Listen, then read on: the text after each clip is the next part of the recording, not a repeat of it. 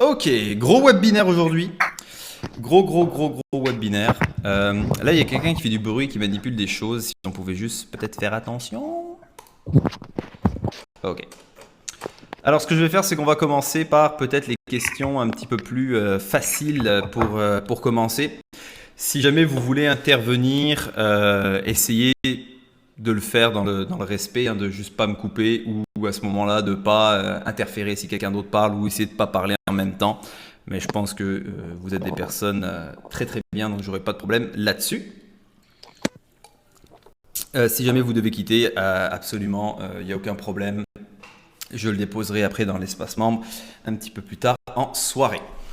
Donc, si on commence les questions, on va commencer par la question de Nicolas. Il me dit « Bonjour JB, pourrais-tu revoir les ordres sweep dans le tape? Ont-ils de l'importance? Que traduit-il en termes de psychologie quand on trade ?» Donc, je vais prendre ici le tape du ZF. Est-ce que tout le monde voit mon écran? Ouais. C'est bon? Parfait. Alors, un ordre sweep, pour commencer, c'est quoi? Un ordre sweep, c'est un ordre marché. Donc, rappelez-vous, tout ce que vous voyez dans le tape, ce sont les trades qui sont réellement effectués. OK? Bon, on va attendre que l'horloge sonne. Je ne sais pas chez qui, là. Hein, ça doit être à mon avis, ça doit être un Suisse. Je pense. Non, pas du tout. Je pense. Un forgeron. Ok. Il n'y a pas les coucous.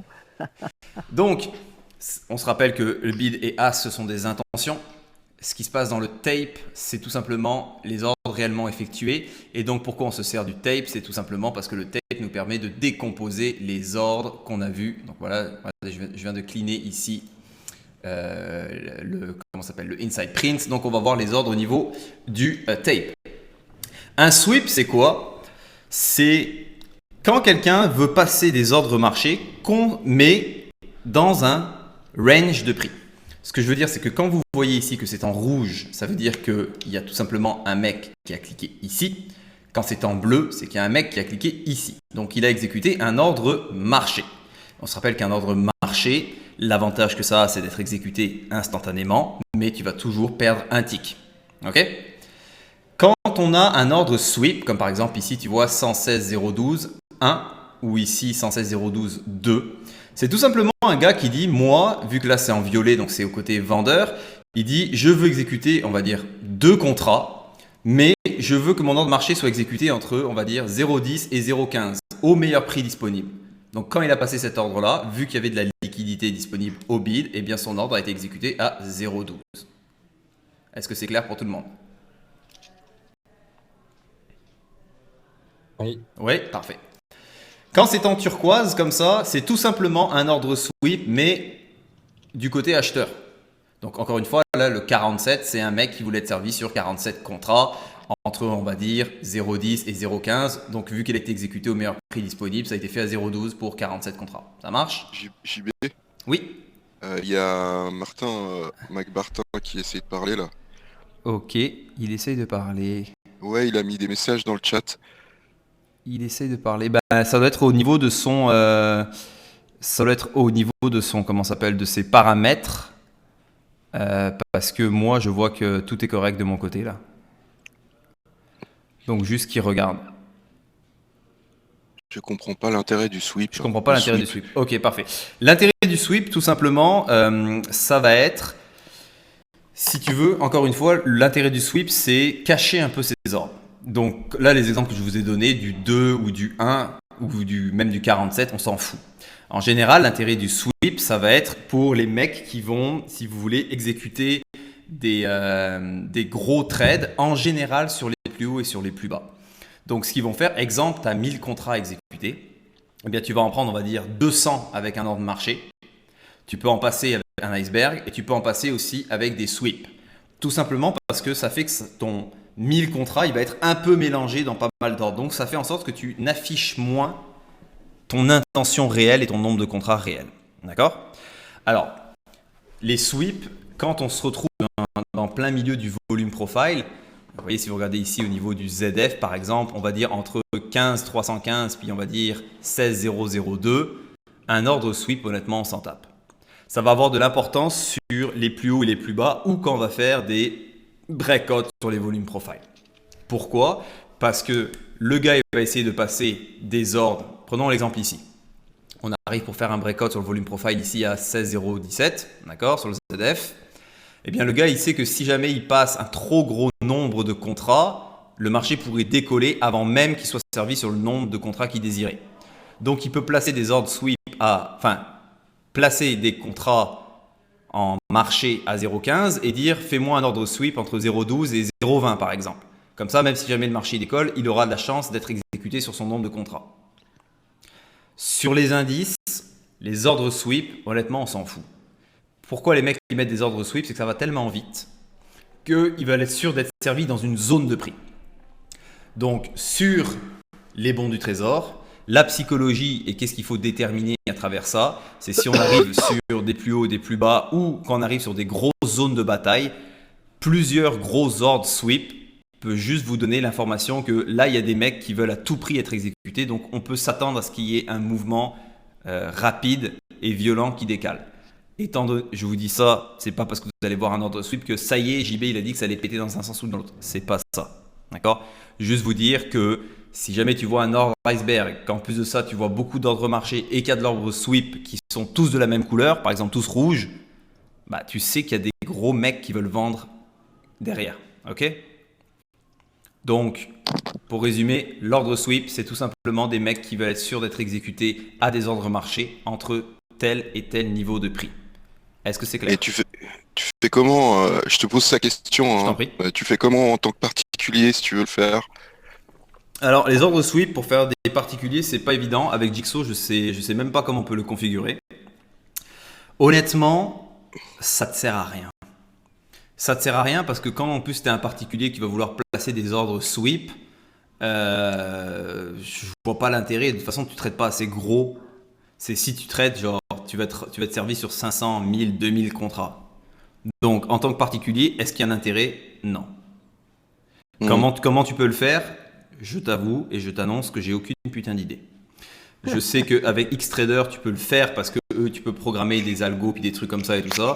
Honnêtement, vu que c'est pas quelque chose que j'utilise, c'est pas quelque chose que j'ai exploré, puis c'est pas quelque chose dans lequel je pense que vous allez avoir de l'utilité.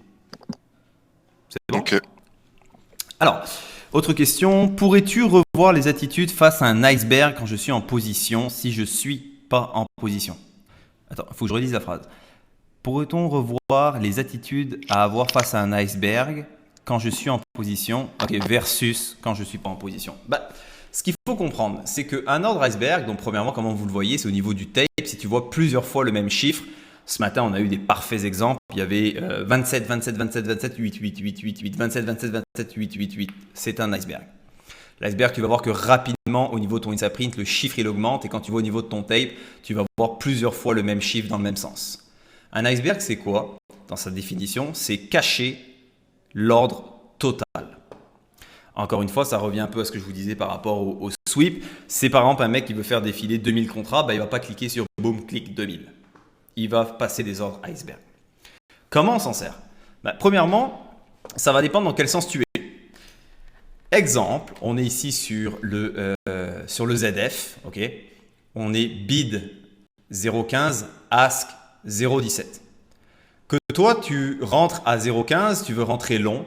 Et tu vois qu'il y a un iceberg, donc acheteur, donc tu vois dans le tape, ça fait, je sais pas moi, en bleu 7, 7, 7, 7, 7, 7, 7, 7, 7, qui est en train de taper. Ça te démontre quoi? Ça te démontre qu'il y a un iceberg côté acheteur qui veut absolument rentrer avec son nombre de contrats et tuer l'armée rouge, tuer les asks. Dans ce cas-là, l'iceberg, il est dans ton sens. Donc ça te démontre quoi? Ça te démontre qu'il y a un gars qui a une puissance financière derrière, qui pense la même chose que toi, qui veut démarrer au même endroit que toi. Dans ce cas-là, ça va t'aider. À l'inverse, si tu te rends compte que par exemple on est encore sur ces niveaux, donc bid 0,15, ask 0,17, et que tu vois qu'il y a un iceberg vendeur qui est en train de taper sur 0,15, donc tu vas voir dans le tape, encore une fois on va dire 9, 9, 9, 9, 9, 9, 9 rouge, tu vois qu'il y a un iceberg, un mec qui cache son nombre total de positions et qui essaye de taper sur les bids. Dans ce cas-là, c'est un mauvais signe pour toi. Donc tu vois selon dans quel sens il est l'iceberg, c'est bon ou pas pour toi. Si jamais on a eu, je sais pas, on va dire un breakout sur le volume profile et qu'on arrive ici, on va dire sur 16, 0,27 et que tu vois l'iceberg du côté vendeur, Bah, dans ce cas-là, ça te démontre quoi? Si tu réponds à la question dans l'instant T, qui a intérêt à faire quoi? Ça te fait juste démontrer que des mecs avaient initié des positions. En ce moment, ils veulent s'en débarrasser, seulement ils ne veulent pas afficher le nombre de contrats réels qu'ils veulent mettre dans le marché. Donc quand tu vois un iceberg comme ça, après tu as eu un grand mouvement dans le marché, en général, tu vas commencer à avoir de l'absorption, le backticking, ça va être ton moment de quitter. Est-ce que c'est clair? Ouais. Ouais. Ok, parfait. Ok. Autre question. Maintenant, on va rentrer dans les questions de Monsieur Raphaël. C'est assez long. Alors, il me pose question numéro 1. Sur une définition, si j'ai bien compris, un bon du trésor est un leader qui a un temps d'avance dans l'initiation d'un mouvement sur un autre bon.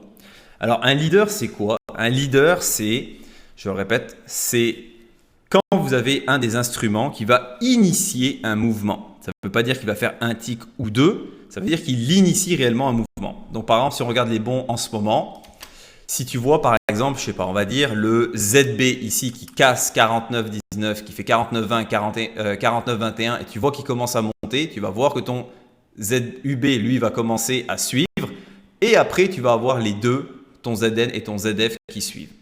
Vous avez en règle générale, je dirais quasiment tout le temps, un leader sur les bons et un leader sur les indices. Donc par définition, un leader c'est un leader qui va vraiment initier un mouvement.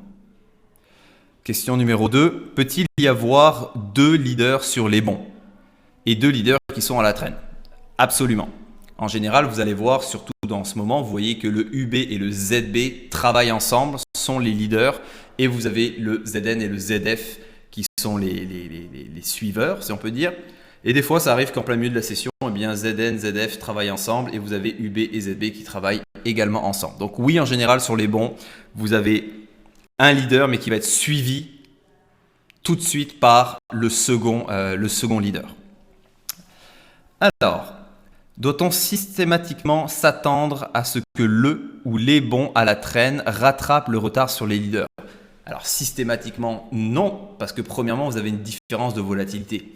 Si ton UB et ton ZB, par exemple, ils cassent de 10 ticks, tu ne vas pas t'attendre à ce que ton ZN ou ton ZF fasse 10 ticks parce qu'il est beaucoup plus liquide et c'est un marché qui est moins volatile. Il y a aussi le fait que quand on fait un rapport de proportion, quand vous regardez ce qui se passe au niveau du volume profile, il faut toujours regarder quelles sont les zones qui vont être atteintes par les leaders. Donc non, on ne s'attend pas à ce que les leaders qui soient retardataires sur les bons, je dis bien sur les bons, arrivent exactement au même endroit. D'accord? Sauf sur les indices, en général, vous pouvez voir que, à part le S&P 500, parce qu'il y a une grande différence de proportion, vous allez voir que si par exemple votre Nasdaq ou votre Dow Jones se met à casser, bien en général, le Russell, il va aller à peu près au même niveau. Ok? Alors, on est bien d'accord que dans le Inside Print, il n'y a que les ordres marché des traders. Alors, il n'y a que les ordres marché, il ne faut pas confondre. Les ordres marché, c'est quand tu cliques ici, tu vas tout de suite exécuter. Mais quand tu prends un ordre limite, il faut qu'il y en ait un de l'autre côté qui est cliqué là pour te refiler le contrat. Donc, ce que tu vois dans le tape, c'est uniquement les ordres qui ont été réellement exécutés. Que ce soit des ordres limites qui ont été remplis par un gars de l'autre côté qui a placé un ordre marché. Et à l'inverse, tu vois aussi que les ordres marché.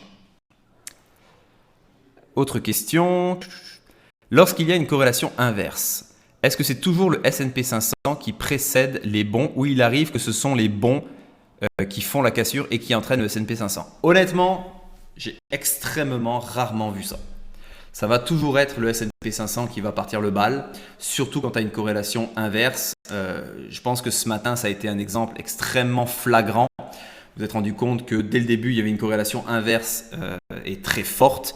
Et à ce moment-là, dès qu'on a vu que les bons se sont mis à casser, eh bien, enfin le S&P s'est mis à casser avec les autres indices, ça a complètement entraîné les bons. Donc, est-ce que c'est possible que les bons provoquent des cassures sur le ES? Oui, c'est possible. Est-ce que c'est probable? Pas tant que ça. Je peux vous dire que j'ai vu dans ma carrière que quelques fois où c'est arrivé et c'était extrêmement rare et surtout c'était extrêmement flagrant.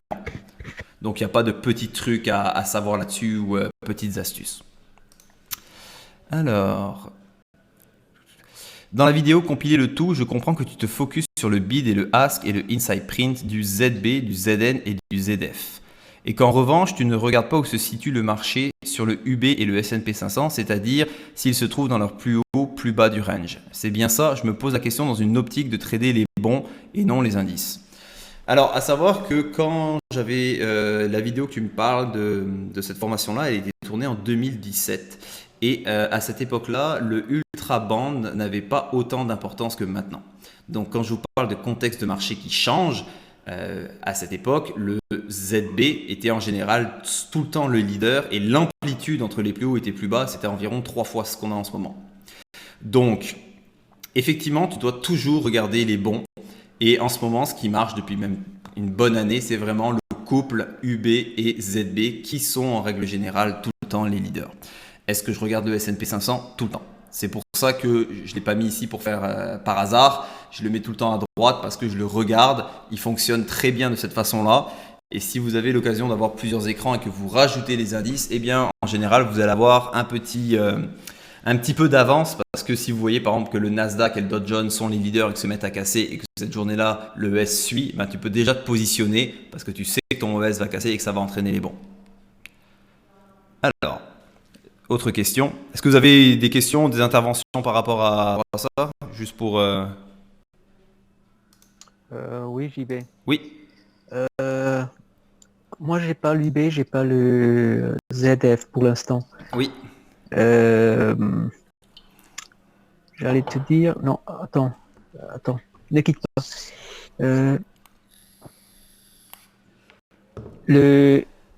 Je trouve que c'est pas facile de comprendre le leader entre le...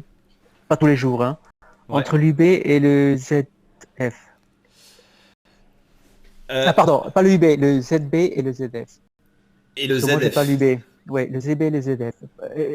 Par exemple, aujourd'hui, ils étaient tous les deux plus ou moins...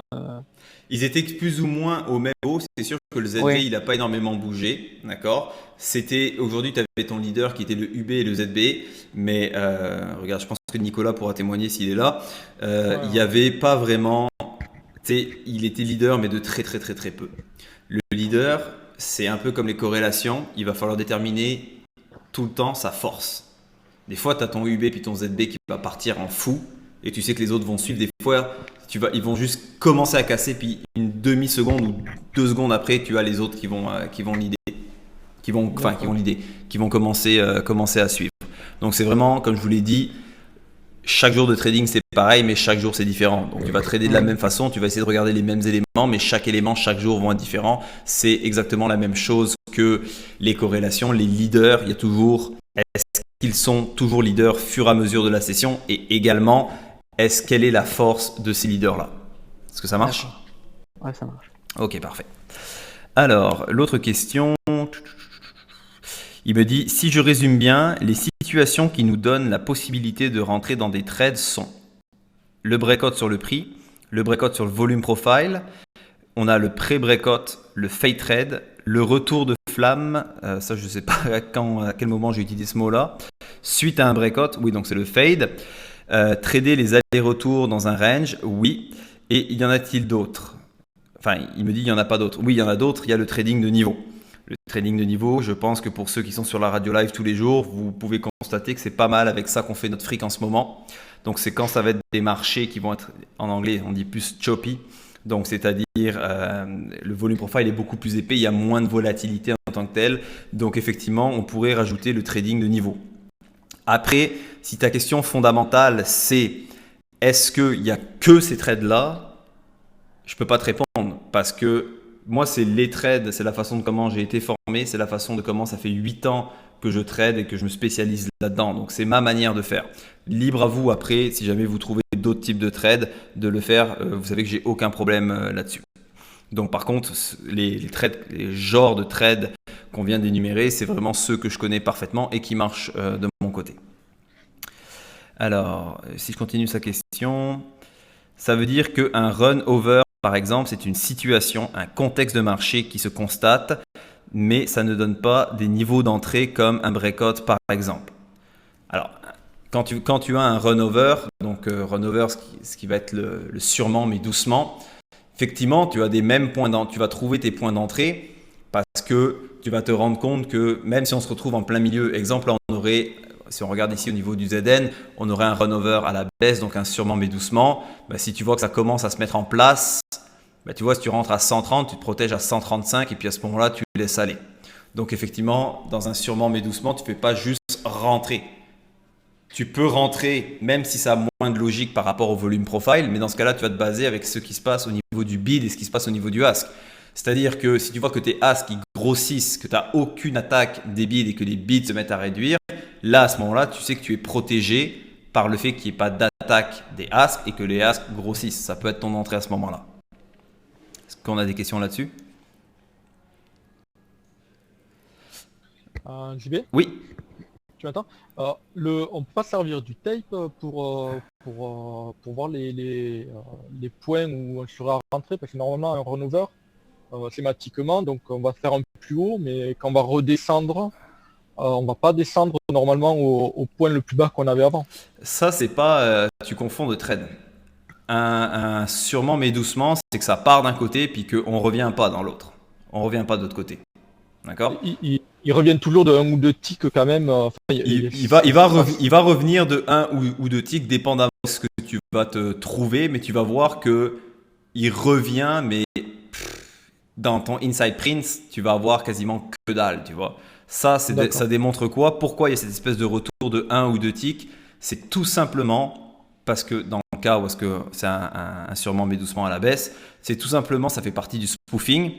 Tu te rappelles, je ne sais pas quand ça en était parlé, je te disais que le spoofing... Oui, il y avait les 1000 contrats au-dessus. C'est ça, ça permettait juste de tester, voir s'il y avait de l'engagement. Si on commence un scénario de runover, que les asks commencent à se retirer un petit peu, si les bids ils se mettent pas à attaquer, si les acheteurs attaquent pas, à ce moment-là, le runover il dit ok c'est bon, il n'y a personne, on peut y aller. Donc ça va revenir de 1 ou 2. Ça peut être ton point d'entrée à ce moment-là. Dans un runover, même si tu rentres et que tu vois que ça fait un tick contre toi, mais attention, il faut bien identifier que c'est un runover. Un runover, tu l'identifies comment? Bah, tu vois que dans ton inside print, c'est majoritairement rouge dans le cas d'un runover à la baisse et que tu as très peu de bleu. Donc même si tu vois que ça remonte d'un tick, exemple, on prend l'exemple en ce moment, tu aurais vu un runover, tu vois que ça remonte de un tick, puis tu as 76 contrats, puis qu'il y a 3008 qui restent, tu sais, je veux dire, tu peux le garder ton tick contre toi, là, c'est pas grave. Là. Par contre, ce qui serait inquiétant, c'est de voir tes bids qui se mettent à grossir et une grosse attaque de l'autre côté et tes as qui se retirent. Tu vois? D'accord. Donc, tu vas avoir ce mouvement-là, puis runover, tu vois, des fois ça fait un tick, 2 ticks, mais il n'y a pas de puissance et boum, ça redépasse ton point et en général, tu as une autre chute après par la suite. Okay. Ouais, ça revient souvent de 2 ticks. Hein. Ce qui moi, perso, ça m'a fait sortir plusieurs fois et après ça continue dans le bon sens. Donc je me demandais si la sécurité dans un runover, c'est pas, ça pourrait être genre 2 ticks. Bah, c'est un peu ce que je viens de t'expliquer. C'est que dans une situation de runover, effectivement, ça peut remonter de 1 ou 2 ticks. Par contre, c'est quoi? Est-ce que c'est lié à un spoofing, c'est-à-dire les asks qui se retiraient juste pour voir s'il y a de la force acheteuse? Donc, si tu vois que les as se retirent même un tick ou 2 ticks, mais tu n'as aucun contrat qui est imprimé ou tu as un truc pourri, un chiffre du style 50, je veux dire, tu sais que les vendeurs vont voir ça puis ils vont se mettre à enfoncer le clou. Tu es correct là-dedans. Dans le cas où est-ce qu'il faudrait que tu sortes, c'est si tu vois les bids qui se mettent à super grandir. Tu vois, regarde, là, ça vient de monter d'un tick. Il y a eu 87 contrats et tout de suite, ça vient de redescendre. Donc, c'est vraiment ce genre de contexte que tu vas rechercher. C'est pour ça qu'il y a une des questions suivantes qui dit pourquoi tu dois mettre l'emphase sur les 2 premiers bids et les 2 premiers asks et regarder ce qui se passe au niveau du inside print. C'est exactement pour ce genre de configuration-là. D'accord. C'est clair? Ouais. Alors, parfait. Question 7. Celle-ci, je ne suis pas encore allé voir la vidéo, donc je ne pourrais pas te la répondre. Excuse-moi, JB. Oui. À propos ce que tu viens de parler, moi ça m'arrive que par exemple, tu es sur le bid Ouais. et tu vois que il se retire. Ouais. Comme vous avez parlé du 1 ou 2 ticks qui varient. Ouais. de temps en temps, je prends des trades et je vois, par exemple, là, je prends un trade long et je vois que ça va baisser d'un tick. Ouais. Moi, je rentre pour être servi parce que je vois qu'il y a la fluidité. Ouais. C'est faisable? Bah, c'est faisable. Oui. Non, je veux dire, c'est un bon astuce. Bah, comme quand tu étais là, tu sais, regarde, tu te rappelles les 3 premiers jours, tu rentrais dans un trade, mais des fois, tu avais un problème de timing qu'on a corrigé au niveau Oui. de la semaine. Donc, encore une fois, quand tu rentres, il faut savoir pourquoi tu rentres et quel est ton scénario d'invalidité. Donc là, tu me demandes de te répondre à une question générale alors que le contexte va tout le temps changer. Donc, je ne peux pas vraiment t'y répondre en tant que tel. Mais toi, ça t'arrive, toi aussi? Absolument, oui. Oui, oui. De rentrer, tu vois que ça descend d'un tick, mais non, si tu prends un long, ça descend d'un tick, et puis au moins tu es servi, parce que tu vois qu'il y a la pression, elle est en hausse. C'est ça. Ben, regarde, prenons l'exemple. Prenons l'exemple que ici sur le, on va dire, bah tiens, comme sur mon ZL. Exemple, je rentre à 140, d'accord, Mhm. et mon point de sortie il est 135. Je vois qu'on descend sur 135 bid, mais que les bids ils restent encore ici. Tu sais, du moment qu'ils baissent pas et qu'ils vont Voilà. pas se faire clearer, je vais rester dans mon trade, même si Voilà, j'ai un tick voilà. contre moi, ça c'est pas grave. Mais basé sur le fait que les bids ne bougent pas.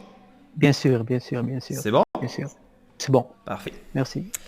Alors, justement, il me dit dans la continuité, peux-tu préciser la notion de signal donné par le bid et le ask et le inside print? Alors, ça, c'est quelque chose que je vous dis de faire super attention. C'est que la plupart des personnes que j'ai en session de coaching ou qui sont en salle, ils vont commencer à placer des trades et des choses comme ça. Et des fois, ils se retrouvent négatifs, puis je leur dis, pourquoi là, tu n'es pas en train de sortir? Puis ils sont incapables de me le dire. Le bid et le ask, ça vous donne les intentions. Le tape, ça vous donne les transactions qui sont réellement effectuées. Donc, quand tu rentres dans une position, disons que tu rentres dans une position longue, ce que tu veux voir, c'est les bids ici qui grossissent, même s'ils se font attaquer. S'ils se font attaquer et que ça absorbe et que ça grossit, c'est parfait. Et que de l'autre côté, ça réduit, ça te donne quoi comme information? Ça te donne comme information que les bids, peu importe l'attaque, continuent à grossir et il y a une volonté de continuer à être servi sur des contrats à l'achat sur ce niveau-là. D'accord? Donc ça te montre l'intention. Plus les intentions grossissent, plus ça démontre de la force. Rappelez-vous, ce qu'on voit en ce moment, c'est un putain de champ de bataille. Et tout simplement, tu es en train de voir qui a plus de force ou pas. Donc les informations que ça te donne, est-ce que dans l'instant T, la volonté affichée est de démontrer qu'on est plus fort que les autres. Donc c'est pour ça qu'il est super important de regarder ce qui se passe au niveau du bid et du as, parce que c'est là que tu te rends compte quand est-ce que tu peux sortir, quand est-ce que tu peux rentrer, et surtout qui a vraiment de la force. Parce qu'au final, ce qui va compter, c'est les transactions qui sont réellement effectuées. Est-ce que c'est clair? Ouais, c'est bon. Ouais? Ok, parfait. Alors, si je continue la question, c'est pas nécessaire dans l'exemple.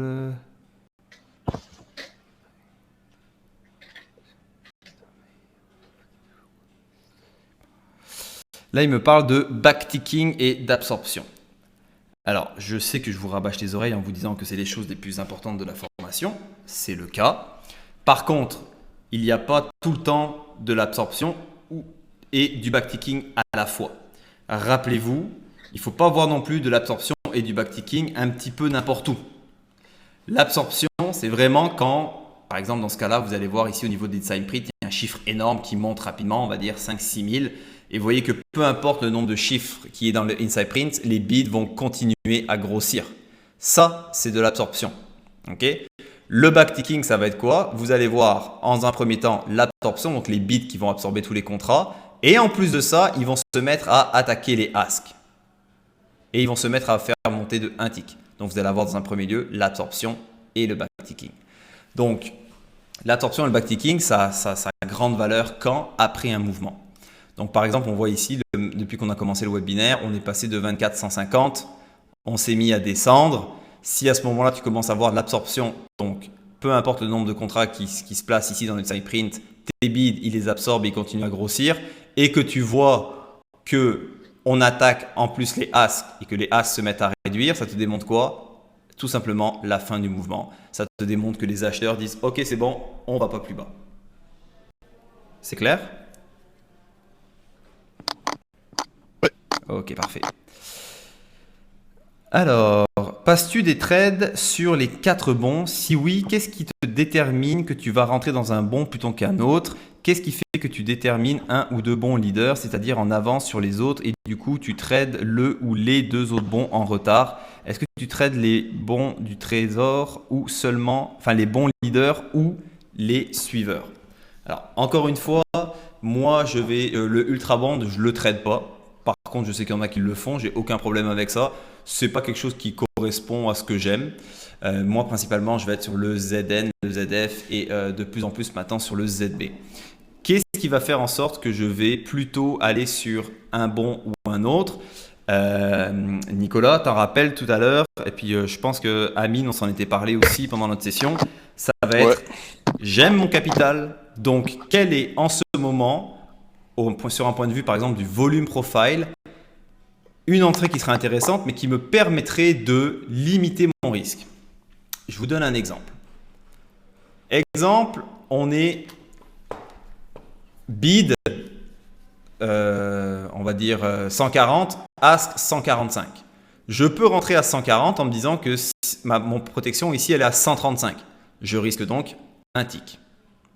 Si on se retrouve de l'autre côté, par exemple, que ton ZF, il est ici à bid 110 et ask 112, ben concrètement, je risque 1, 2, 3 si jamais on revient sur ce point d'ancrage-là. Donc concrètement, je vais donc choisir celui qui va me donner, en termes de risque, les meilleures chances de protéger mon capital. Est-ce que je vais rentrer, pour répondre à la deuxième partie de la question, est-ce que je vais rentrer plutôt dans les leaders ou dans les suiveurs? Principalement dans les suiveurs, si jamais j'ai déterminé que la corrélation entre les leaders et les suiveurs était forte. Mais ça, je vais pas dire, c'est pas non plus que je vais jamais trader sur les leaders. Si en termes de protection de risque, c'est super intéressant et que je vois que le contexte et les configurations s'y prêtent, alors oui, absolument, je vais rentrer dedans. Est-ce que c'est bon? Là-dessus, JB, tu prends pas aussi en compte la valeur du tick? Parce que par exemple, là, cet après-midi, quand on parlait de ça, Ouais. on parlait donc du ZB, donc avec un tick donc on avait un tick de protection, donc c'est 30 €, s'il me semble bien, le ZB. 31,25, ouais. Ouais, et donc on regardait le ZF, et le ZF, effectivement, il y avait 2 ticks, enfin on était au milieu d'un range, et donc potentiellement on pouvait bloquer sur deux ticks. Seulement, le ZF, c'est 7 €, donc 2 x 7, ça fait 14, donc si je me prends 2 ticks sur le ZF, je vais perdre moins que sur le ZB avec un tick.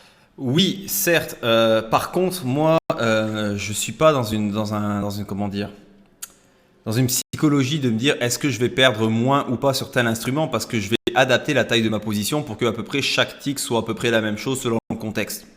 D'accord, ok. Donc, c'est vraiment protection du capital qui passe moi en premier. Si le ZB, par exemple, il me donne, disons, juste un tick de protection, et puis que ça correspond, ça va être, je préfère ça plutôt que rentrer dans un ZN, même si la valeur du tick est moindre, mais que je peux me ramasser 2 ou 3 dans la tronche. Ouais, non, mais tu multiplies pour obtenir la valeur du ça, tick que tu veux, oui, ouais, c'est un peu la discussion que je te parlais ce matin. Dans le fond, moi, je trade pas pour l'argent, enfin, c'est la finalité, mais je trade pour faire, comme je t'ai dit, des trades parfaits, dans le sens que protection du risque, elle est vraiment optimale, et surtout que quand je rentre dans mon trade, eh bien, si jamais j'ai tort, je sors sans mal. D'accord. Donc ça va vraiment dépendre du contexte et dépendamment de où est-ce qu'on se trouve. Après, je veux dire, je trade quand même avec pas mal de lots, donc je veux dire, je m'en fous de rentrer dans l'un ou dans l'autre du moment que ça correspond à mes critères de protection de capital. D'accord. Après, c'est sûr que si tu es débutant et que tu me dis, bah là, le ZF, sa valeur, elle est moindre que le ZB, donc du coup, je vais mettre, je sais pas moi, je vais mettre 4 contrats sur le ZF pour avoir la même valeur.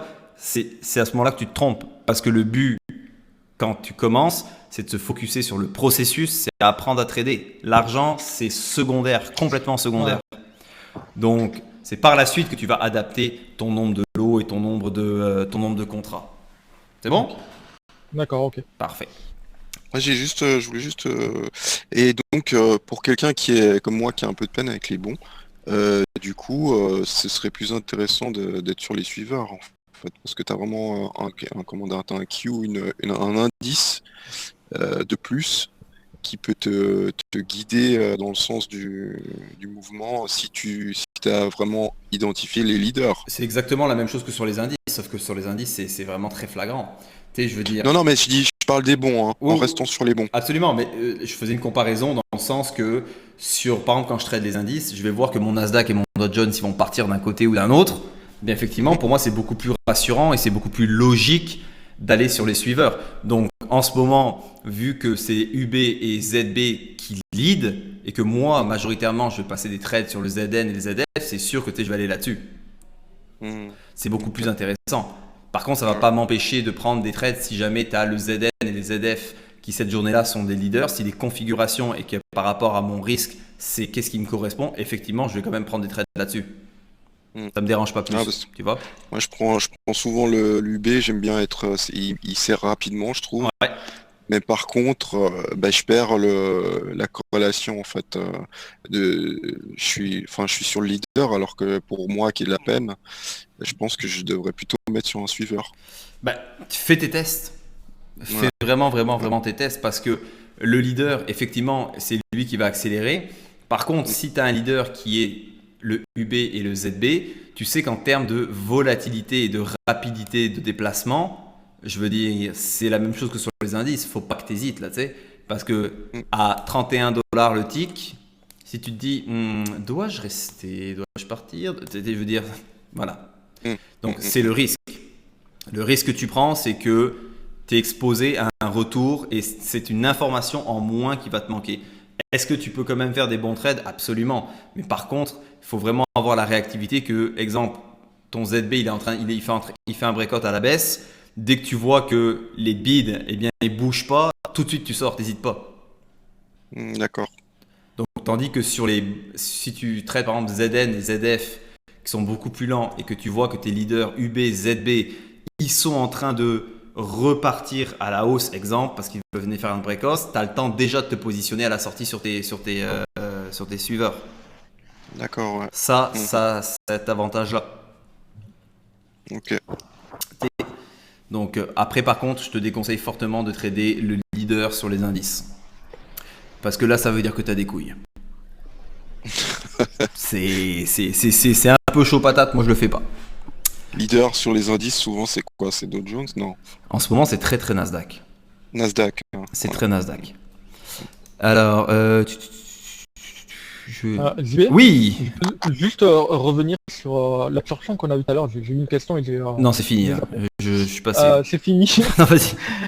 Dis-moi, si on voit une absorption, genre, alors, je prends l'exemple de cet après-midi, là, quand on a eu nos 9000 qui ont absorbé. Ouais. On a fait un tick down. Ouais. On a absorbé. Est-ce qu'on considère que ça invalide l'absorption? Parce que là, en fait, on a fait un tick down, mais ils ont absorbé derrière 5000. Parce qu'il y avait peut-être trop de contrats absorbés sur le niveau. Donc, le scénario aussi, il n'a pas été invalidé à ce moment-là, quoi. Il n'a pas été invalidé. C'est que, regarde, on a eu 9000. Après, on a fait un tick down. On a imprimé encore 5000. Ouais. Après, ils sont revenus sur le 9000. Ça a duré 2 secondes. Puis on est redescendu sur un tick down. Ça te fait quoi? Ça te démontre la faiblesse. Tout simplement.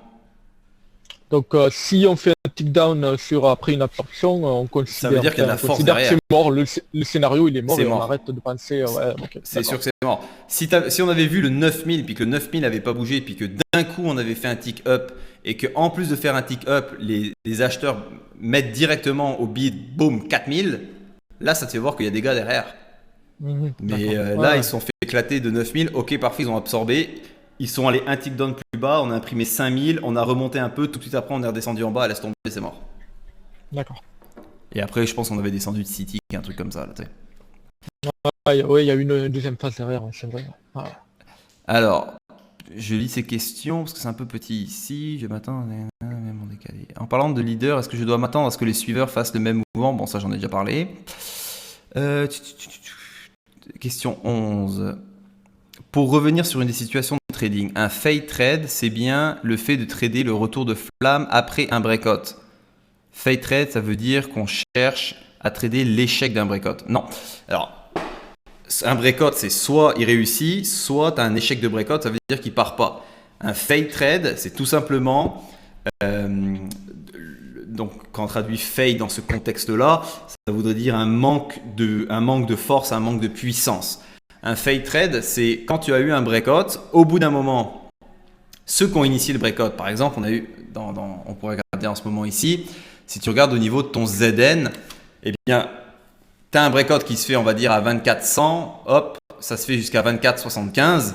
Eh bien, n'oubliez pas que les vendeurs, il faut à un moment donné qu'ils passent acheteurs. Donc, tu vas avoir les nouveaux acheteurs plus ceux qui liquident leur position qui étaient vendeurs. À ce moment-là, ça fait quoi? Ça arrête le marché. Donc là, tu vas avoir ton absorption, tu vas avoir ton backticking et ça va revenir rapidement. Pourquoi ça revient rapidement? Parce que tu as tes vendeurs qui liquident leur position et tu as les nouveaux acheteurs qui vont profiter de ça. Alors, ce n'est pas après un échec d'un breakout, c'est tout simplement le mouvement du breakout est donc terminé. C'est ça la différence. Un breakout, un fade trade, je te garantis que c'est beaucoup plus efficace quand tu le fais sur les suiveurs. Pourquoi? Parce que tu vas déjà avoir tes leaders, exemple UB, ZB, hop, qui vont être absorbés, qui vont s'arrêter, qui vont repartir. Et tu sais que ton ZN et ton ZF, par exemple, eux aussi vont repartir. Donc, c'est beaucoup plus simple. Alors, si on continue dans les questions, n'hésitez pas, hein, si jamais vous avez des questions ou autre chose à intervenir. Alors, l'autre question, question 12. Je n'ai pas compris ce qu'il faut observer dans une situation de pré-breakout. J'ai l'impression de trader un no man's land ou plutôt le point le plus culminant d'une montagne. Il doit y avoir tout un comportement préparatoire au trade que je n'ai pas saisi. Si tu as l'occasion dans le futur, as-tu des possibilités d'enregistrer des phases préparatoires? Bah oui. Alors, ce que je veux dire, c'est que on va prendre l'exemple d'un pré-breakout. Je vais juste aller chercher une petite application ici. Ce sera pas bien long, il faut que je la trouve. Ok, elle est là. Un pré-breakout. Exemple, on arrive ici sur le bas du range à 24,10. Eh bien, qu'est-ce que tu veux voir avant un breakout? Ou même, on va prendre ça un peu plus haut. Disons que tu vois là, vous voyez qu'en ce moment, on a vraiment cette configuration de sûrement mais doucement. Eh bien, si tu décides par exemple de rentrer à 24,115 en prévision d'un pré-breakout, premièrement, ce qu'on va essayer d'aller chercher, c'est au moins revenir sur ton 110 ici. Comment tu vois et qu'est-ce qui fait en sorte que je vais déterminer de rentrer là-dedans? Eh bien, c'est si je vois que, par exemple, mes leaders, eux, ils continuent leur descente pour s'approcher des plus bas. Ok. Eh bien, du moment que je vois que mes asks ici, ils grossissent puis ils maintiennent et qu'ils absorbent si jamais il y a des attaques des acheteurs, et je veux voir ici mes bids qui réduisent. Si j'ai cette configuration-là, ça me démontre quoi? Que la force acheteuse est encore présente. Est-ce que je peux rentrer ici pour potentiellement aller chercher le plus bas du marché et potentiellement un breakout? Oui. Mais encore une fois, où tu vas chercher ces informations-là, tu vas aller chercher dans le bid et dans le ask, savoir quelle est la force. C'est pour ça que c'est super important de regarder le bid et le ask au moins sur les deux premiers niveaux. Est-ce que c'est clair? Non. Ouais. Parfait. Alors, question 13. Est-ce qu'on doit bien rentrer sur les plus hauts et les plus bas des ranges ou bien c'est impossible? On est toujours un ou deux, voire trois ticks à l'intérieur du range car le prix a besoin d'espace pour se retourner et l'on constate son retournement d'ailleurs. Même question, je ne suis pas sûr de bien comprendre. Quel est l'élément déterminant à constater notre signal? Est-ce que c'est une résistance que les acheteurs sont absorbés et les vendeurs qui attaquent? Et est-ce que c'est forcément très violent comme phénomène ou plutôt doux? Alors, disons qu'on va regarder, on va grossir un peu le point. Disons qu'on a un range qui est de ici, oh ça c'est très très haut, jusqu'à ici. Est-ce que tu attends le bas du range ou le haut du range pour se mettre à shorter? Alors, il ne faut pas confondre trading de range parce qu'on va aller, et c'est pas exactement sur le plus haut, c'est dans cette zone-là, d'accord? Et dans cette zone-là pour les plus bas. Il ne faut pas confondre entre trading de niveau, par exemple, qui va se faire entre 120 et puis 135, et du trading de range. Est-ce que je peux rentrer ici long pour aller remonter sur le plus haut? Absolument. Par contre, comment tu vas valider ces informations-là? Est-ce que quand on arrive sur 2410, les bids y grossissent, les vendeurs n'attaquent pas et fur et à mesure, tu vois les acheteurs qui attaquent les asks et les asks qui se retirent. Ton signal, il est là. Exactement la même chose quand tu vas arriver sur les plus hauts. Est-ce que tes bids, ils se retirent? Est-ce que tes vendeurs, ils attaquent? Et est-ce que tes asks, ils grossissent? C'est exactement le même contexte que tu pourrais trouver sur avant un breakout sur le volume profile. C'est pour ça que je vous dis qu'il faut absolument regarder tes 2 premiers bids et tes 2 premiers as, savoir qu'est-ce qui est en train de se passer. Alors, question 14. Si on arrive à prendre position sur les plus hauts et les plus bas, est-il possible qu'on doive couper en plein milieu du range sur le haut de la montagne si le prix n'avance plus, ou bien on doit laisser naviguer jusqu'à l'autre extrémité du range? Le prix semble pas mal fluctuer sur une grande logique en situation de range. C'est mon impression, est-elle justifiée? Le prix semble-t-il pouvoir faire des plus hauts et des plus bas de range sans difficulté? Encore une fois, je vais te dire le mot contexte. Alors, tu peux avoir du range, par exemple, qui va faire de ici à ici. Bien sûr, c'est pas comme sur les indices, ça va pas tomber en pierre droite. Par contre, est-ce que ça l'a fait plusieurs fois et est-ce que le contexte se prête à ça sur les autres? Si tu vois que par exemple on était ici sur 145, tu as initié ta position short et que tu vois que, je sais pas moi, ton range il était là sur tes autres, est-ce que tes leaders ils sont en train de traverser tranquillement? Si oui, t'es good. Si tu vois que tes leaders ils commencent à stagner en plein milieu, liquide ta position, prends tes profits. Au pire, tu vas être en mesure de faire du trading de niveau si jamais c'est ça qui se met en place. Ou au pire des cas, si jamais ça se remontait un petit peu, tu peux refaire le trade. Rappelez-vous, ceux qui sont sur la radio live, combien de fois on arrive à faire dans la même journée plusieurs fois le même trade? Plusieurs fois. Donc, observe toujours ce qui se passe, le bid, le ask, le inside print et quel est le mouvement qui est en train de se mettre en place. Oublie pas, les bons, c'est beaucoup plus rapide. Par contre, si tu me dis, est-ce qu'on est capable de faire les plus bas jusqu'au plus haut? Pose-toi toujours la question, est-ce que c'est possible ou est-ce que c'est probable? Est-ce que c'est clair?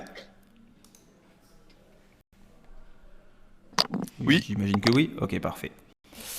Alors, dans ta vidéo sur les ranges, tu nous dis que les ranges se traitent dans des contextes très calmes et tes exemples nous le confirment. J'avais tendance à me dire pendant la vidéo que ça ressemblait au mauvais price action parce que vraiment très lent. Est-ce que ce comportement est similaire et est-ce que les heures de trading, de bon trading entre 8h20 et 9h30 AM, alors c'est ok malgré un comportement mou où je n'ai pas compris cette notion? Alors je ne suis pas sûr que tu aies bien compris la notion. Dans le fond, n'oublie pas, le trading de range, ça va être d'aller rejoindre soit les plus hauts ou d'aller chercher les plus bas. Et dans le déplacement de ton mouvement là, si tu as du price action qui est tranquille, à ce moment-là, tu tombes dans un contexte de sûrement mais doucement jusqu'à l'autre extrémité de ton range. Ça, c'est une chose. Et si ton price action y est bon, tant mieux pour toi. C'est encore mieux. Donc, il faut vraiment, comme je te dis, analyser qu'est-ce qui est en train de se passer. Est-ce que, par exemple, dans ce cas-là, on est en train de passer, je sais pas moi, de 150, tu vois, on arrive sur 145, hop, les bids se retirent, les as grossissent. Ok, on arrive sur 140, les bids se retirent, les as grossissent, il y a de l'attaque. Hop, on est en train de cleaner ces prix-là, tu vois. Donc, est-ce que si ça commence à faire le yo-yo, est-ce que tu vas attendre que ça fasse le yo-yo pour que finalement ça va être ici, puis tu auras fait un trade qui t'aura pris 1h30 versus prendre un trade sur le plus haut du range, se rendre compte qu'il y a du trading de niveau, aller chercher plusieurs fois plein de ticks ici et au pire continuer si jamais ça redescend. Tu comprends que c'est la deuxième option qui est beaucoup plus avantageuse. Alors, situation, je contacte parfois les points. Là, il me dit, là encore dans tes vidéos sur les ranges, mais aussi dans d'autres situations, notamment en live, je constate que parfois les bons et leur volume profile marchent par deux par deux. Dans la vidéo du range, le ZN et le ZF à côté et le UB et le ZB. Oui, c'est exactement ce que je parlais tout à l'heure. C'est en ce moment, on voit vraiment que UB et ZB travaillent ensemble, ZN, ZF ensemble. Alors, là, il me pose une question. Est-ce que, comme dans ta vidéo, préparer une session de trading, tu notes tous les jours tes niveaux de support et résistance sur les bons et les indices que tu détermines graphiquement sur du 5 minutes ou c'est bien plus en option? Alors, à l'époque où j'avais tourné cette vidéo en 2017, l'amplitude des bons entre les plus hauts et les plus bas était extrêmement plus grande et effectivement, aller chercher les niveaux de la veille apportait des informations qui étaient utiles. En ce moment, Non, parce que quand je me connecte le matin et que je vois que sur un seul écran, je suis capable de voir le plus bas et le plus haut, d'aller chercher des niveaux comme ça sur des graphiques, ça te sert absolument à rien. Tu auras juste à regarder ce qui se passe au niveau du volume profile. Je pense que Nicolas, ce matin, on a eu quand même des bons exemples là-dessus. Ouais. Ouais, non, c'est Donc, Ouais. regarde vraiment ce qui marche vraiment en ce moment-là, c'est les points d'ancrage. Ça marche, c'est respecté de façon super incroyable. Regarde quels sont les niveaux que tu as sur tes volumes profile, où sont potentiellement tes ranges. Regarde ça, tu n'as absolument pas besoin de regarder ce qui s'est passé avoir un historique. Parce qu'en ce moment, les marchés ne sont pas aussi volatiles qu'ils l'étaient auparavant. Donc pour ça, tu n'as pas besoin. Ce qui a vraiment de l'importance, c'est les points d'ancrage et les niveaux importants. Alors, autre question. Pascal qui me dit courage. Merci Pascal. Nicolas, question sur des commissions. En créant un journal de trading, je me suis aperçu qu'il y a des frais fixes, que ce soit peu importe l'instrument, le NFA, le clearing, le CQG-TRF, ainsi que peu importe la valeur du tick, s'il y a des proportions. Alors j'ai fait une vidéo là-dessus qui explique comment on lit le statement de AMP qui est déposé dans mise à jour. Je pense que ça s'appelle comment lire le statement. non, ou une chose comme ça. je l'ai vu la vidéo. Tu l'as vu? En fait, ce que je me suis rendu compte, c'est que quel que soit l'instrument, les 3 trucs que j'ai donnés, en fait, c'est tout le temps la même Ouais. valeur. Voilà, ça c'est fixe, je veux dire, mais même sur les mini, même sur les mini, tu te prends la même valeur, quoi. Alors exactement, ça c'est des frais fixes d'utilisation par contrat, nonobstant comment dire, tu sais, la NFTA par exemple, c'est un frais de bourse qui est de 0,3 cents, c'est peu importe combien de contrats tu as. C'est ça, c'est ça. Et c'est par et en contrat. fait, c'est par contre que je me demandais, voilà, c'était est-ce qu'il y avait un rapport par aller-retour. Donc si je rentre par exemple, si je fais un trade à 10 lots, les frais seront multipliés par 10. Exactement, c'est par contrat. D'accord. Après, Ok. comme je vous le répète, vous commencez à apprendre à trader avec un contrat pour apprendre des processus. Quand tu commences à trader avec du 8-10 contrats, tu passes ton compte en entreprise. Premièrement, tu auras des commissions qui seront beaucoup moins chères et tous ces frais-là, c'est 100% déductible d'impôt et ça t'est remboursé. Donc je veux dire, moi les frais, maintenant j'en paye quasiment que dalle. Et même si tu me disais que c'était $1 par contrat, je m'en tape parce que c'est déductible puis c'est remboursé.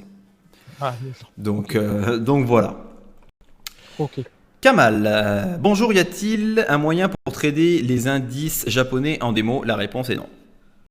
Parce que ça a déjà été compliqué, parce que les Japonais sont très très protecteurs, comme par exemple, tu ne peux pas avoir les données historiques si tu habites à l'extérieur du Japon. Donc les avoir en démo, oublie ça, tu peux pas les avoir.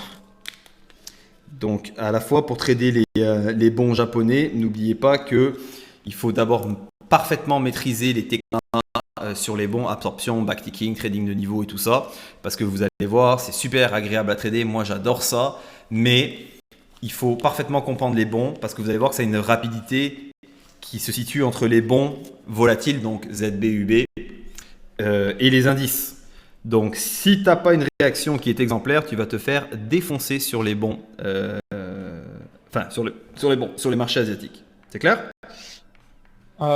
Concernant les marchés asiatiques, moi je pense pas que j'irai, parce que j'ai vu l'heure. Mais il y a moyen d'avoir quand même le journal économique asiatique. Ah oui, absolument. J'imagine que les jours où tu as la banque, la job, vaut mieux éviter, quoi. C'est un peu comme Alors, je vais aller comme la fête, quoi. Je vais aller te montrer ça. Quand vous allez sur Econodé.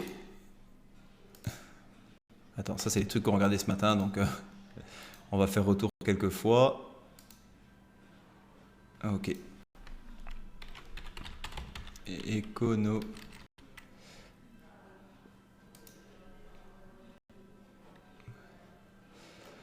Quand tu arrives sur le site, là c'est que pour les marchés US. Quand tu arrives ici, c'est global. Tu vas cliquer ici. Et là, tu peux voir, du coup, tu as tout ce qui est, par exemple, France, machin. Et là, tu as, par exemple, les marchés japonais. Ok. Bon, là, c'est côté aux heures de New York pour les heures. Ok. Donc, tu as toute l'information qui marche là-dessus. Exactement de la même façon. Avec soit les points rouges, soit les points verts, soit les autres points qui sont un peu moins intéressants. Okay. Et donc, tu prends en compte quoi, les nouvelles économiques aussi, là, japonaises, Chinoise, non, pas vraiment, parce que tu vas voir Pas vraiment. vraiment, c'est décalé, ouais. C'est, au niveau des heures, c'est vraiment super décalé. Les Ouais. Japonais, c'est vraiment le truc japonais, tu sais. Ah, ok. C'est voilà. On n'oublie pas quelque chose sur les marchés japonais. Là, si tu regardes ici, tu vois que c'est dimanche. Tu te dis pourquoi il y a une nouvelle?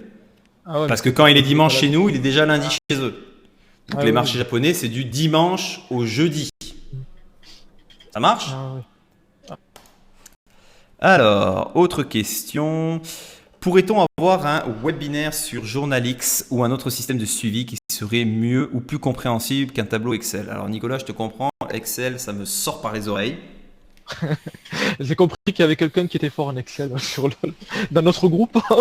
Donc, effectivement, là, j'ai une vidéo que je vais vous présenter qui va être sur comment on intègre Journalix.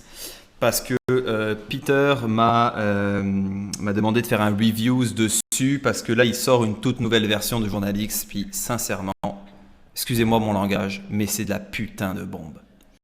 Donc ça te démontre vraiment quelles sont les heures, où est-ce que tu perds, pourquoi tu perds, combien de temps tu restes dedans. Donc je suis en train de faire la vidéo, elle va sortir courant de la semaine prochaine, tout simplement parce que là on a eu quelques petits bugs sur certaines petites choses et tout ça. Donc juste s'arranger que ce soit au top opérationnel, qu'il le lance et que ce soit disponible pour vous afin que vous puissiez connecter tout ça. Mais vous allez voir, c'est vraiment génial. En plus de ça, vous allez pouvoir me partager du coup beaucoup plus rapidement. Comme ça, moi, ça va me donner des indices tellement clairs sur ok, quelles sont les erreurs. Parce que moi, quand tu m'envoies un journal de trading, je fais pas juste voir des chiffres. Je vois concrètement la psychologie derrière et ah, il y a une petite erreur là-dessus ou là-dessus, voilà. Ok? Fait que, Il est payant juste le Journalix ou pas? Journalix, oui, c'est payant. Parce que moi j'ai une version que j'utilise là et je crois pas l'avoir payé en fait. Alors, je sais que je voudrais juste que je confirme si jamais tu es passé par mon lien, si tu l'as gratos ou pas, je vais juste aller confirmer ça avec Peter. Et puis je vous Ouais. reviendrai là-dessus. Ouais, parce que là, moi aussi, enfin, je l'utilise et c'est vrai que j'ai rien payé, quoi. Je me suis Ok. pas posé la question. Alors, je savais pas s'il y avait une version plus ou si c'était la Non, version non, de bah, base. normalement ta version c'est 24 $ par mois, mais je pense, je vais juste aller voir, mais si t'es passé par mois, normalement ça devrait être gratos. On met ça au conditionnel, les gars, ok? Je vais confirmer tout ça. Donc, Alors, moi je m'étais parlé du problème d'activation de licence. Oui, messieurs, alors vous avez été quasiment 99% à me dire, ça y est JB, je suis prêt à... Ah, tiens, j'en ai un qui rigole, je pense qu'il y en a d'autres qui ont fermé le micro, qui se mettent à rigoler parce qu'ils se sentent visés. Ouais.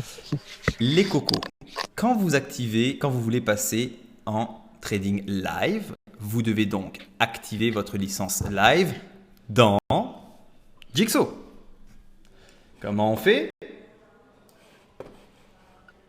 File, licence, et là quand vous allez cliquer, vous allez voir votre licence d'activation normale pour la licence du logiciel et en dessous la licence live. Si vous ne cliquez pas sur licence live, vous ne serez pas en mesure de placer des trades. D'accord? En passant, et surtout pour ne pas vous engueuler, c'est une des premières choses que je dis dans la vidéo sur comment Jigsaw est passé en trading live. Alors faites attention à ça. À l'avenir, si jamais vous dites j'arrive pas à placer des trades live, fais juste regarder rapide si tu as lancé la licence. Sinon, contacte-moi et ça me fera plaisir de t'aider. Ça marche? Parce que je ferai pas la liste publique pour savoir qui m'a envoyé ça et ils m'ont fait ah, c'est vrai. Il y en a un qui rigole. J'ai l'impression que le chapeau lui fait, mais bon. Voilà. Tout le monde rigole en fait. Comment comment enregistrer des sessions? Alors, vous savez que sur un point de vue légal, je peux pas vous dire comment faire. Si, tu peux maintenant. Tu peux, parce que on a reçu, même dans Slack là, il y a un link pour installer un soft qui est gratos. Ouais, j'ai trouvé un soft gratos de gamer en fait. Bon, super. Le truc c'est un infini, ça s'appelle Wonder Wolf. Ouais. Ouais, tu peux filmer en Full HD et pas de limite. Bon, bah écoute, c'est parfait Voilà. parce que Je l'ai mis sur Slack et ça va super bien, quoi. parce que là, ça fait des années que j'utilise Camtasia, puis j'ai jamais eu aucun problème. Puis là, depuis 10 jours, là, c'est un calvaire. Donc, je vais aller voir ça, puis au pire, je ferai une vidéo de présentation rapide pour ça. Merci de partager. C'est ça que j'aime dans cet esprit de communauté. Monsieur David, question pour le web binaire. Dans la formation, d'après ce que je comprends en théorie, lorsque l'on prend un trade, on doit rester en position tant que le marché ne fait pas d'absorption et backticking. Est-ce que cette technique est valable pour les contextes de marché? Effectivement, d'après mes observations, lorsque je prends un trade, le marché peut monter d'un tick en ma faveur et ensuite se retourner, ce qui provoque une sortie rapide sur mon point d'entrée ou à un tick. Ma question est la suivante. Est-ce que c'est une mauvaise idée de prendre uniquement un tick à chaque trade afin de limiter ces risques? Merci d'avance pour ta réponse. Ok. Encore une fois, je suis en train de vous dire que dépendamment les contextes qu'on a, d'accord, il faut regarder, est-ce que tu dois laisser de la place ou pas?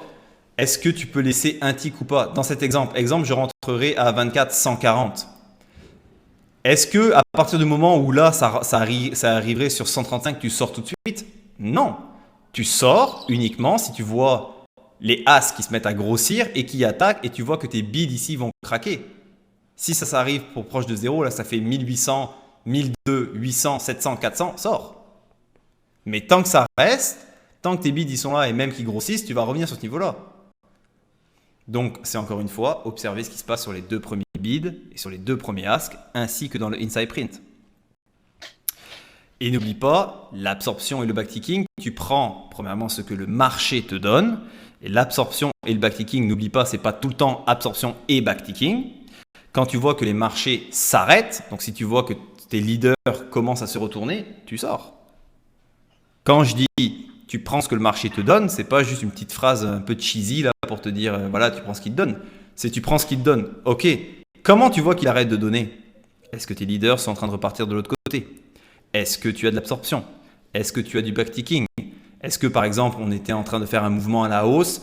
Est-ce que les bids commencent à s'épuiser et que les asks commencent à grossir et se mettre à attaquer? C'est comme ça que tu détermines qu'est-ce que le marché te donne. Est-ce qu'on est encore dans des conditions pour que mon trade continue en ma faveur? Oui, non, tout simplement. Alors, d'autres questions de David. Lorsque j'observe une absorption et un inside print côté bid, exemple 10 000. En théorie, cela veut dire que les acheteurs sont très puissants, absorbent tous les ordres de vente au marché. Et si le cours monte d'un tick, nous sommes dans une absorption de vente et dans ce cas, on peut acheter. En revanche, si finalement le prix casse à moins un tick, nous pouvons dire que les vendeurs ont pris la main et donc sont très puissants. Dans ce cas, est-ce que je prends un trade short? David, est-ce que le contexte se porte à ça? C'est pas parce que tu vois une absorption que d'un coup tu dois rentrer dans le trade. D'accord? Quand tu fais ton analyse, quand tu fais tes scénarios, tu vas trouver un point d'entrée, un point de validation. Si tu as de l'absorption qui aide ton scénario, dans ce cas-là, oui. Par contre, si tu as fait un scénario et que tu vois qu'il y a de l'absorption, change pas tout en te disant « Ah bah maintenant je short parce que je vois ça ». Il faut toujours que quand tu es prêt à rentrer dans le marché, donc que tu es prêt à risquer ton argent, que tu aies une bonne raison de le faire. Tout le temps. Est-ce que ça marche? Ouais, ça marche. Ok, parfait. Alors, Jean-Marc, il nous pose une autre question. JB, tu nous as conseillé de bien observer les deux premières lignes du bid et du ask quand on fait du trading de niveau. Pourrais-tu approfondir cette technique? Alors, approfondir cette technique-là, comme ça dans un webinaire, ça va être un petit peu difficile. Il faudrait que je te trouve des bons exemples. Régnier, justement, tu peux confirmer. Je t'avais envoyé une super belle vidéo là, que je vais rendre publique, justement, où est-ce que tu vois l'importance de regarder le bid et le ask. Je pense que ça va... Enfin, Régnier, tu penses que c'est ce genre de vidéo qui pourrait aider? Je pense que oui. Moi, ça m'a aidé. Donc. Parfait. Donc, écoute, Jean-Marc, je m'occupe de ça la semaine prochaine, de te faire une vidéo, parce que là, tout de suite, live, je ne pourrais pas te donner quelque chose, des explications concrètes. D'accord. Donc, je te vois, il y a plusieurs exemples de trade, et il y a justement des exemples de pourquoi tu dois sortir à ce moment-là, pourquoi tu es mieux de prendre des fois 1 ou 2 ticks plutôt de te faire ramasser. Donc, je pense une vidéo qui dure environ à peu près 1 heure, et ça a énormément aidé Régnier quand il était ici. Donc, je m'en occupe. Entendu, merci. Ça fait plaisir.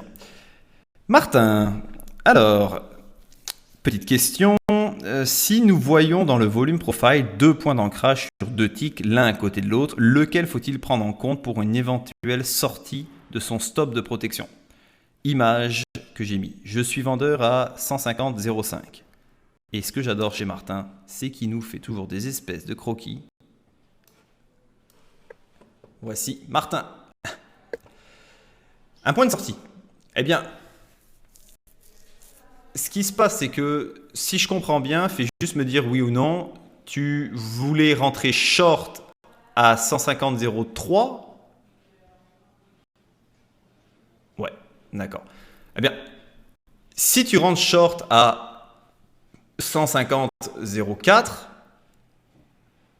bah, c'est quand même assez agressif, d'accord? Puis tu sais que si jamais ça casse pas, bah, les chances que ça aille short sont beaucoup plus petites.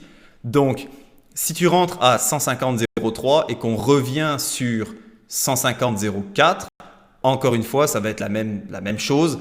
Est-ce que, exemple, on est bid maintenant 150,04, est-ce que les bids se mettent à grossir et est-ce que les as se mettent à se réduire et tu vois qu'il y a de l'attaque? S'il y a de l'attaque, tu sors. Tu as ton signe que c'est pas bon pour toi.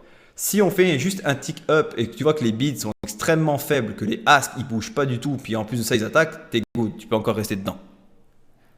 Donc n'oubliez pas, 2 premiers bids, 2 premiers as et qu'est-ce qui se passe dans le inside print? C'est la clé. Et je pensais avoir mis l'emphase là-dessus. Par contre, je me rends compte que vous êtes de plus en plus nombreux à faire cette petite erreur qu'on va travailler ensemble et qu'on va corriger, c'est de ne pas porter assez attention sur les 2 premiers bids et les 2 premiers as. Régnier, rappelle-toi quand tu étais ici avec Sam. Je veux dire, combien de fois vous avez fait des trucs, puis je dis, qu'est-ce que tu fais? Puis là, je te dis, regarde ton bid, regarde ton as, tu fais, ah bah oui. Ok? Ah ben, j'attendais la pause café. T'attends, ouais, ça, la pause café, ça on le sait. Hein. Comme le McDo, ça, pas de problème. On n'en parlera pas sur la scène publique, monsieur Régnier. Non. En passant, messieurs, j'ai hâte que vous rencontrez Régnier, c'est un mec super, mais putain qu'on rigole. Donc, JB, je me suis inscrit sur Zoom, et après, bon, ce sont des questions qui sont liées par rapport à Zoom. Donc voilà. Alors messieurs, est-ce que je peux faire ou répondre à d'autres questions pour aujourd'hui? Ouais, moi j'en ai une, c'est sur Day Trader. Ouais. C'est pas grand chose, mais le premier truc que tu allumes là où tu as les icônes, le control manage, Ouais. là, tu peux customiser et enlever des boutons. Ouais. Donc ce que je fais, parce qu'il y en a plein que j'utilise pas, mais alors chaque fois que je l'éteins, en fait, il y a tout qui revient, quoi. Alors, Il n'y a pas moyen de configurer un profil. tu effaces tes boutons. Et une fois Ouais. que tu effaces tes boutons, File, Save All. Bah c'est ce que je fais. Et ça marche pas? Ah non. Tous les jours je me renlève mes 4 boutons. Bon, c'est pas si en soi, hein, mais Est-ce que tu fais tac, parce que tu peux te faire des profils, tu sais, toolbar, tu peux créer new par exemple. Là, tu créerais une ouais, deuxième. ça doit être Et ça. après, tu fais save. Ouais, je pense que ça doit être plutôt ça, ouais. Parce que si tu fais juste, par exemple, je sais pas moi, enlever tes boutons ou tes trucs comme ça, et que après tu fermes ta fenêtre ici, ça sauvegarde que dalle. Ah, mais en fait, moi, ça fait pas comme toi, là. Je vais sur la petite flèche qu'il y a sur le côté. Ici? Voilà, là, je fais add, ouais. Tool. Ouais? Voilà. Et là, j'enlève les coches. Ouais, mais il faut que tu fasses ici. En fait, ouais, c'est ça. Customize. Je suis en train de me rendre compte, ouais, customize. Et après, tu te crées Un profil. tu sais ça, tu te crées un profil. Ouais, tu crées un profil, d'accord. C'est bon? J'ai encore mal cherché. Il n'y a pas de problème. C'est comme la licence, pareil. Ah, on va rien dire pour la licence. Vous savez, il y a des choses qui sont tabous. Ça l'est. J'assume, c'est bon, il n'y a pas de problème. Autre question, messieurs? Bon, pas tous à la fois. Donc, j'imagine que ça va aller. Deux petits points à voir avec vous. Premièrement, pour les sessions de coaching, vous voyez qu'on s'approche rapidement de l'été. Les mois d'août, à moins qu'il se passe quelque chose, je ne fais pas de session de coaching. Donc, si vous voulez prendre, réserver, appliquer vos sessions que vous avez déjà, essayez de me parler rapidement afin qu'on essaie de caser tout le monde. Ok. Et sinon, pour ce qui est de la formation en France, tout simplement, j'attends d'avoir quelques petites confirmations. Je dois aussi renouveler moi un papier ici d'immigration. Donc tant que je ne l'ai pas reçu officiellement, je pourrais sortir du Canada, mais rentrer, ce serait compliqué après. Donc je ne vais pas prendre ce risque. Dès que j'ai le papier, ça devrait arriver dans les 15 prochains jours. Je vous aurai les dates, les prix et tout ça, il n'y a aucun problème. Sinon, je vais vous confirmer rapidement pour en septembre. Je viens aussi également en septembre. JB, je t'ai envoyé sur J'ai Slack, vu, on va en discuter. ok, On va en d'accord. discuter en privé. D'accord, ok. C'est bon. Donc voilà. Donc s'il n'y a pas d'autres questions, je vais terminer ce webinaire. Merci JB. Je vous dis- Merci Ouais. à tout le monde. Merci, Ouais, merci. Je vous dis Bonne soirée à tout le monde. plein d'amour. Bonsoir, bonne nuit, bonne journée à toi. Plein d'amour à tout le monde. Je suis Ouais. très fier de vous. Il y en a certains là ça fait un petit moment qui sont là avec nous. Je vois votre évolution. Vous participez à la communauté. Vous êtes ma fierté là-dessus. Je suis très très fier de vous les gars. Je suis content de ce qu'on bâtit ensemble. Et puis on continue comme ça. Je vois que vous avez une très belle évolution. Pour certains qui doutent, faites juste regarder les sessions de coaching live qu'on a pris la première fois, les questions que vous me posiez, le peu d'assurance maintenant. Vous allez voir que ça change énormément. Donc même si on a des passes qui sont un petit peu difficiles, on est une communauté, on est là pour s'aider. N'abandonnez pas, ce serait trop con. D'accord. Mais c'est toi notre gourou. Hein. Oh, m'appeler gourou, écoute. Hein. Tu sais, maintenant, je suis le gourou. Ça marche. Gourou Je suis gourou. India. Gourou, j'y vais. Oui, ok, on va couper ça à l'enregistrement. Ça c'est fait. Donc sur ce les gars, gardez la forme. Si jamais il y a n'importe quoi, vous m'envoyez un message. Si jamais vous avez un problème de plateforme et qu'il est 8h15, tu comprendras que c'est peut-être pas trop le moment. Yes, sir. Moi je suis au Yes, bureau à partir de 7h. Tu as D'accord. amplement le temps parce que toi tu demeures en Europe. Donc tu as le temps de me prévenir d'avance. Ça marche? D'accord. Yes, Merci, JB, Ouais, merci ça me fait beaucoup. super plaisir. Et puis les gars, on se tient au courant. Ciao Yes. tout le monde. Ciao les gars. Bonne nuit. Ciao, ciao. Ciao, ciao. Ciao, merci. Merci à tous, merci Ah, JB. c'est possible.